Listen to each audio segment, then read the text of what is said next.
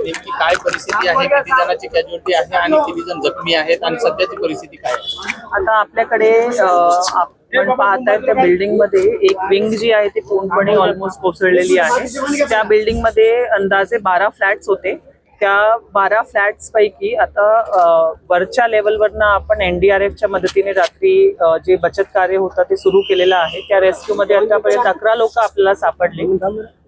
2 लोक जे आहेत ते काही कारणास्तव आपण त्यांना वाचू शकलो नाही। बाकी जे 9 लोक आहेत त्या लोकांचा आपण हॉस्पिटलमध्ये उपचार जे आहे ते सुरू केलेले आहे आणि उर्वरित जो बचत कार्य आहे त्याची पण आपण आता NDRF सोबत चर्चा केलेली आहे आणि लवकरात लवकर ते पूर्ण करण्याचे आदेश दिलेले आहेत त्यांना।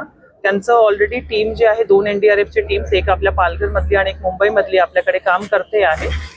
त्यांना जे काही टेक्निकल मदत लागणार आहे ते महानगरपालिका त्यांना पुरवते आणि महसूल प्रशासन म्हणून आमचेही अधिकारी रात्रपासून इथे उपस्थित आहेत। आता सध्या किती मलब्याखाली किती लोक अडकलेले आहेत NDRFनी काय माहिती?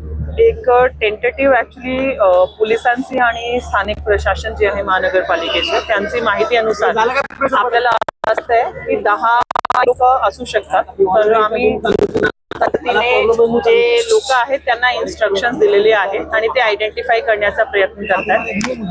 साईडची जी बिल्डिंग आहे ती कोलॅप्स होण्याची शक्यता असल्यामुळे सध्या आपण ते मॅन्युअली जे एक्सकव्हेशन आहे ते NDRF करत होती। आता हळूहळू जसं त्यांना वाटतंय त्या अनुषंगाने ते पुढे जातील। किती बिल्डिंग पाडण्याचा आता आदेश दिलेला आहे आपल्याला? किती बिल्डिंग आणि किती लोक रेस्क्यू केलेले आहेत?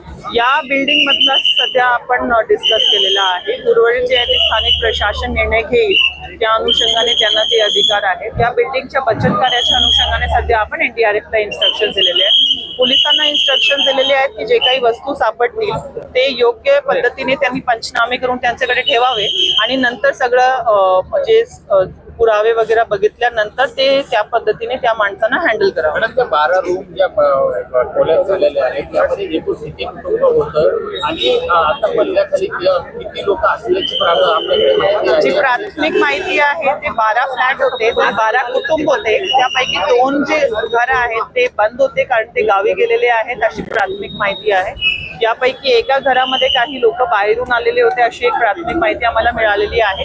ती माहिती कॉन्क्रीट करण्याच्या अनुषंगाने आपण लोकांकडनं माहिती घेतोय आणि सकाळी रात्री ज्यांना रेस्क्यू केला होता त्यांच्याकडनं ही आपण माहिती घेतोय।